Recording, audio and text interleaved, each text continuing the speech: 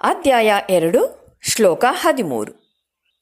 ದೇಹಿನೋಸ್ಮಿನ್ ಯಥಾ ದೇಹೇ ದೇಹಿನೋಸ್ಮಿನ್ ಯಥಾ ದೇಹೇ ಕೌಮಾರಂ ಯೌವನಂ ಜರಾ ಕೌಮಾರಂ ಯೌವನಂ ಜರಾ ತಥಾ ದೇಹಾಂತರ ಪ್ರಾಪ್ತಿಃ ತಥಾ ದೇಹಾಂತರ ಪ್ರಾಪ್ತಿಃ ಧೀರಸ್ತತ್ರ ನ ಮುಹ್ಯತಿ ಧೀರಸ್ತತ್ರ ನ ಮುಹ್ಯತಿ.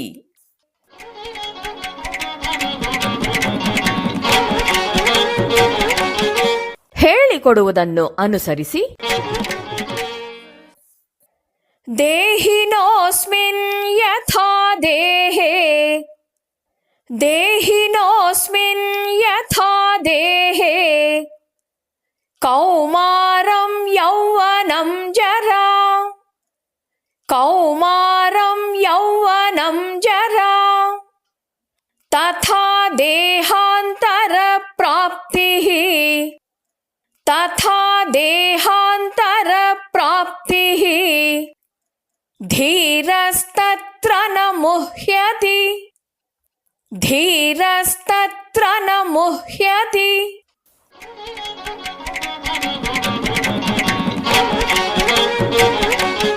ಪೂರ್ಣ ಶ್ಲೋಕವನ್ನು ಅಭ್ಯಾಸ ಮಾಡೋಣ. ದೇಹಿನೋಸ್ಮಿನ್ ಯಥಾ ದೇಹೇ ಕೌಮಾರಂ ಯೌವನಂ ಜರಾ ತಥಾ ದೇಹಾಂತರ ಪ್ರಾಪ್ತಿಃ ಧೀರಸ್ತತ್ರ ನ ಮುಹ್ಯತಿ.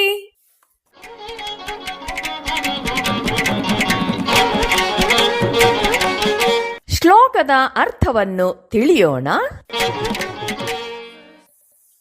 ದೇಹವು ಈ ಆತ್ಮನಿಗೆ ಇರೋದ್ರಿಂದ ದೇಹಿ ಅನಿಸ್ಕೊಳ್ತಾನೆ.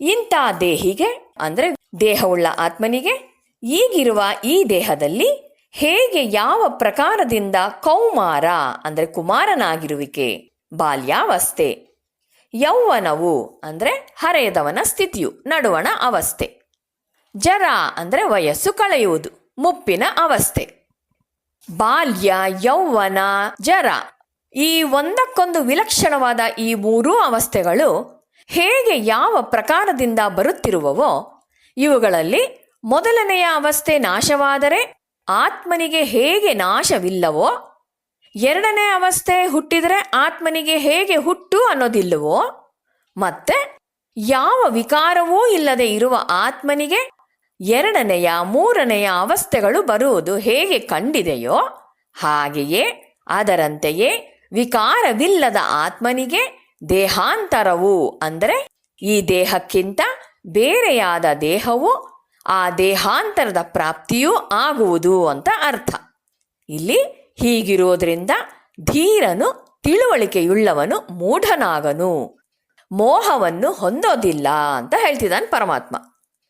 ದೇಹಧಾರಿಯಾದ ಪ್ರತಿ ಜೀವಿಯು ಅನೇಕ ಹಂತಗಳ ಮೂಲಕ ಹಾದು ಹೋಗ್ತಾನೆ. ಹುಟ್ಟಿನಿಂದ ಸಾವಿನ ತನಕ ಹಲವು ಅವಸ್ಥೆಗಳ ಮೂಲಕ ಸಾಗಿ ಹೋಗ್ತಾನೆ. ಯಾವ ಒಂದು ಅವಸ್ಥೆಯಲ್ಲಿಯೇ ಬಹಳ ಕಾಲ ಇರಲಾರ. ಎಷ್ಟೇ ಅಂಟಿಕೊಂಡಿದ್ರೂ ಅವನು ಮುಂದಿನ ಅವಸ್ಥೆಗೆ ಹೋಗಲೇಬೇಕಾಗತ್ತೆ. ಅವಸ್ಥೆಗಳು ಬೇರೆ ಬೇರೆಯ ಸ್ವರೂಪವಾಗಿರೋದ್ರಿಂದ ಅವುಗಳಲ್ಲಿ ಒಂದು ಹೋಗಿಯೇ ಇನ್ನೊಂದು ಬರೋದು. ಅವಸ್ಥೆಯ ಸಂಬಂಧವು ಆತ್ಮನಿಗೆ ಇಲ್ಲವಾದ್ದರಿಂದ ಅವನಲ್ಲಿ ವಿಕಾರ ಇಲ್ಲ.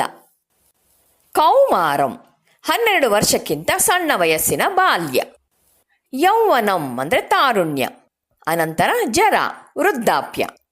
ಪ್ರತಿ ದೇಹಧಾರಿಯು ಕೌಮಾರ್ಯ ಯೌವನ ಮುಪ್ಪುಗಳನ್ನು ಪಡಿತಾನೆ. ಅದರಂತೆಯೇ ಸಾವು, ನಂತರ ಪುನರ್ಜನ್ಮ. ಈ ದೇಹವನ್ನು ತ್ಯಜಿಸಿ ಆದ ಮೇಲೂ ನಾವೇನು ಇಲ್ಲದೆ ಹೋಗೋದಿಲ್ಲ. ಏಕೆಂದರೆ ಯಾವುದನ್ನೂ ನಾವು ನಾಶ ಮಾಡೋದಕ್ಕೆ ಆಗೋದಿಲ್ಲ.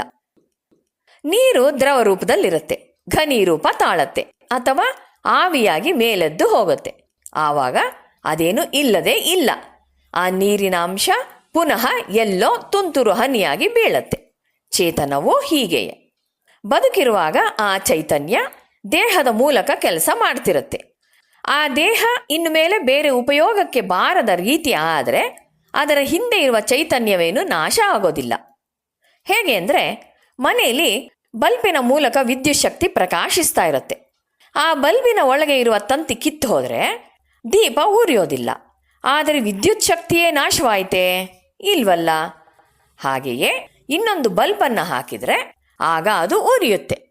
ಅದರಂತೆಯೇ ಚೇತನದ ಕೆಲಸ ಮಾಡೋದಕ್ಕೆ ಈ ದೇಹ, ಇದು ನಾಶವಾದರೆ ಇನ್ನೊಂದನ್ನು ತನ್ನ ಕರ್ಮಾನುಸಾರ ಸೃಷ್ಟಿಸಿಕೊಳ್ಳುತ್ತೆ, ಅಂದರೆ ಪುನರ್ಜನ್ಮ. ಹುಟ್ಟುವವರೆಲ್ಲ ಸಾಯಲೇಬೇಕು. ಸತ್ತವರೆಲ್ಲ ಪೂರ್ಣತೆಯನ್ನು ಪಡೆಯುವವರೆಗೆ ಪುನಃ ಪುನಃ ಹಲವು ದೇಹಗಳನ್ನು ಧರಿಸೋದಿಕ್ಕೆ ಬರಲೇಬೇಕು. ಹೇಗೆ ಹೇಳ್ತಾರೆ ಅಂದರೆ, ಈಜುಗಾರ ಮೇಲಿನಿಂದ ನೀರಿನ ಒಳಕ್ಕೆ ಧುಮುಕ್ತಾನೆ. ಅವನು ನೀರಿನಲ್ಲಿ ಬಿದ್ದೊಡನೆ ಒಳಕ್ಕೆ ಈಜ್ಕೊಂಡು ಹೋಗಿ ಸ್ವಲ್ಪ ದೂರದಲ್ಲಿ ಮೇಲೇಳ್ತಾನೆ. ಹಾಗೆಯೇ ನಮ್ಮ ಸಾವು ಕೂಡ. ಇಲ್ಲಿ ನಾವು ಕಣ್ಮುಚ್ಕೊಳ್ತೀವಿ, ಇನ್ನೆಲ್ಲಿಯೋ ಇನ್ನು ಯಾವ ದೇಹದ ಮೂಲಕವಾಗಿಯೋ ಕಣ್ಣನ್ನು ತೆಗಿತೇವೆ ಅಂತ.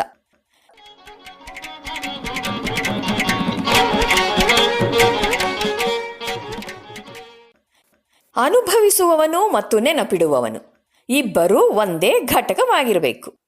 ಆಗಲೇ ಸ್ಮೃತಿ ಶಕ್ತಿಯು ಕಾರ್ಯಗತವಾಗೋದಕ್ಕೆ ಸಾಧ್ಯ. ನಿಮ್ಮ ಅನುಭವಗಳನ್ನು ನಾನು ಜ್ಞಾಪಿಸಿಕೊಳ್ಳಲಾರೆ, ನನ್ನ ಅನುಭವಗಳನ್ನು ನೀವು ಜ್ಞಾಪಿಸಿಕೊಳ್ಳಲಾರಿರಿ. ನೀವು ನಿಮ್ಮ ಅನುಭವಗಳನ್ನು ನೆನಪಿಡುವಷ್ಟೇ ಸರಳವಾಗಿ ಮತ್ತು ಶೀಘ್ರವಾಗಿ ನಾನು ನನ್ನ ಅನುಭವಗಳನ್ನು ಜ್ಞಾಪಕದಲ್ಲಿ ಇಟ್ಕೊಳ್ಳಬಲ್ಲೆ. ಮುಪ್ಪಿನ ವಯಸ್ಸಿನಲ್ಲಿ ತನ್ನ ಬಾಲ್ಯದ ಮತ್ತು ಯೌವನದ ಮುಖ್ಯ ಘಟನೆಗಳನ್ನು ನಾವೆಲ್ಲರೂ ಜ್ಞಾಪಿಸಿಕೊಳ್ಳಬಲ್ಲೆವು. ಬೆಳವಣಿಗೆಯ ಪ್ರಗತಿಯಲ್ಲಿ ಬಾಲ್ಯವು ಅಳಿದು ಯೌವನವು ತೋರುತ್ತೆ ಮತ್ತು ಮುಪ್ಪು ಬರುವ ಮುನ್ನ ಯೌವನವು ಅಳಿಯುತ್ತೆ. ಮುಪ್ಪಿನ ವ್ಯಕ್ತಿಯಲ್ಲಿ ಆತನ ಬಾಲ್ಯವಾಗಲಿ ಅಥವಾ ಯೌವನವಾಗಲಿ ಆತನ ಜೊತೆಗೆ ಇಲ್ಲ ಅನ್ನೋದು ಸ್ವಯಂ ಸಿದ್ಧವಾದರೂ ಆತನು ತನ್ನ ಹಿಂದಿನ ದಿವಸಗಳನ್ನು ಜ್ಞಾಪಿಸಿಕೊಳ್ಳಬಲ್ಲ. ನೆನಪಿನ ನಿಯಮವನ್ನು ಇಲ್ಲಿ ಅನ್ವಯಿಸಿದಾಗ ಯಾವುದೋ ಒಂದು ಶಕ್ತಿ ನಮ್ಮ ಎಲ್ಲ ಬೆಳವಣಿಗೆಯ ವಿವಿಧ ಹಂತಗಳಲ್ಲೆಲ್ಲ ಸಾಮಾನ್ಯವಾಗಿದೆ ಅನ್ನೋದು ಸ್ಪಷ್ಟವಾಗುತ್ತೆ. ಈ ಸತ್ಯವು ಬಾಲ್ಯದ ಶರೀರದಲ್ಲೂ ಹಾಗೂ ನಂತರ ಯೌವನದ ಅನುಭವಗಳನ್ನು ಪಡೆಯುವಾಗಲೂ ಒಂದೇ ಆಗಿರುತ್ತೆ. ಹೇಗೆ ಬಾಲ್ಯವು ಮರಣ ಹೊಂದಿದ ನಂತರ ಯೌವನವು ಜನ್ಮ ತಾಳಿತೋ, ಅಂತೆಯೇ ಯೌವನವು ಮರಣ ಹೊಂದಿದಾಗ ಮುಪ್ಪು ಜನ್ಮ ತಾಳತ್ತೆ. ಬಾಲ್ಯದಿಂದ ಕೌಮಾರಂ, ಅಲ್ಲಿಂದ ಯೌವನಕ್ಕೆ, ಯೌವನದಿಂದ ವೃದ್ಧಾಪ್ಯದ ಸ್ಥಿತಿಗೆ ಎಲ್ಲವನ್ನು ಅಕ್ಸೆಪ್ಟ್ ಮಾಡ್ಕೋತೀವಿ. ಎಲ್ಲ ಸ್ಟೇಜ್ನಲ್ಲೂ ಎಂಜಾಯ್ ಮಾಡ್ತೀವಿ. ನಾವು ಯಾರೂ ಈ ಬದಲಾವಣೆಗಳಿಂದ ಸ್ವಲ್ಪವಾದರೂ ತೊಂದರೆಗೆ ಈಡಾಗಿಲ್ಲ. ಬದಲು ಮುಕ್ತ ಬಾಲ್ಯಾವಸ್ಥೆಯಿಂದ ಪೂರ್ಣ ಮುಪ್ಪಿನ ತನಕವೂ ಗಳಿಸಿದ ಎಲ್ಲ ಅನುಭವಗಳನ್ನು ವಾಸ್ತವವಾಗಿ ನಾವು ಅನುಭವಿಸ್ತೇವೆ. ತಥಾ ದೇಹಾಂತರ ಪ್ರಾಪ್ತಿ. ಅದೇ ರೀತಿ ಈ ಎಲ್ಲ ಅನುಭವಗಳನ್ನು ಪಡೆದು ಆತ್ಮನು ಈ ದೇಹವನ್ನು ಬಿಟ್ಟು ಇನ್ನೊಂದು ಶರೀರವನ್ನು ಪ್ರವೇಶಿಸ್ತಾನೆ. ಪ್ರಪಂಚದಲ್ಲಿರುವ ಪ್ರತಿಯೊಬ್ಬರ ಅನುಭವಗಳೂ ಇದೇ ರೀತಿ ಇರೋದ್ರಿಂದ ಇದು ಸರ್ವೇ ಸಾಮಾನ್ಯವಾದ ಸತ್ಯ ಅನ್ನೋ ಅಂಶವನ್ನು ಕೃಷ್ಣನು ಅರ್ಜುನನಿಗೆ ಮನದಟ್ಟಾಗುವಂತೆ ಹೇಳ್ತಿದ್ದಾನೆ. ಚಕ್ರದಲ್ಲಿ ಒಂದೊಂದು ಸ್ಟೇಜು: ಹುಟ್ಟು, ಬಾಲ್ಯ, ಯೌವನ, ವೃದ್ಧಾಪ್ಯ, ಸಾವು ಮತ್ತು ಪುನರ್ಜನ್ಮ. ಪುನರ್ಜನ್ಮ ಸಿದ್ಧಾಂತವನ್ನು ಸಂಶಯ ಇಲ್ಲದಂತೆ ಈ ಶ್ಲೋಕ ಮತ್ತೆ ಪ್ರತಿಪಾದಿಸುತ್ತೆ. ಈ ರೀತಿಯಲ್ಲಿ ನೋಡಿದಾಗ ಸಾವಿನ ಬಗ್ಗೆ ವಿವೇಕಿಗೆ ಎಂದೂ ಭಯ ಇಲ್ಲ. ಬಾಲ್ಯವು ಅಳಿಯಿತೆಂದು ನಾವೇನೂ ಗೋಳಾಡೋದಿಲ್ಲ. ಅದರ ನಂತರವೇ ಯೌವನ ಅನುಭವವನ್ನು ನಾವು ಗಳಿಸೋದು. ಅದೇ ರೀತಿ ಯೌವನಾವಸ್ಥೆ ಕೊನೆಗೊಂಡು ವೃದ್ಧಾಪ್ಯಕ್ಕೆ ನಾವು ಬರ್ತೇವೆ. ವೃದ್ಧಾಪ್ಯದಲ್ಲೂ ಅದೇ ವ್ಯಕ್ತಿತ್ವವು ಮುಂದುವರಿಯುತ್ತೆ.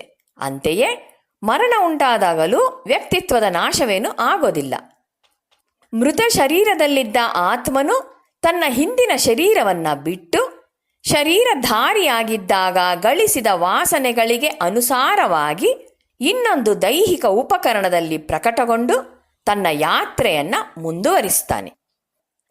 ಜೀವನಿಗೆ ಈ ದೇಹದಲ್ಲಿ ಬಾಲ್ಯ, ಯೌವನ, ವೃದ್ಧಾಪ್ಯ ಹೇಗೋ ಹಾಗೆಯೇ ಬೇರೆ ದೇಹವೂ ಪ್ರಾಪ್ತವಾಗತ್ತೆ. ಹೀಗಿರುವಾಗ ಧೀರನಾದವನು ಅದಕ್ಕಾಗಿ ಕೊರಗೋದಿಲ್ಲ.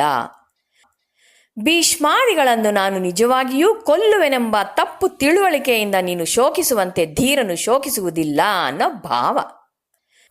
ಆದ್ದರಿಂದಲೇ ಧೀರಸ್ತತ್ರನ ಮುಹ್ಯತಿ. ಅಲ್ಲಿ ವಿವೇಕಿಗಳಾದವನು, ಧೀರನಾದವನು ಮಾನವ ವಿಕಾಸದ ಹಾದಿಯಲ್ಲಿ ನಡೆಯುವ ಇಂತಹ ಬದಲಾವಣೆಗಳಿಂದ ಮೋಹಗೊಳ್ಳೋದಿಲ್ಲ.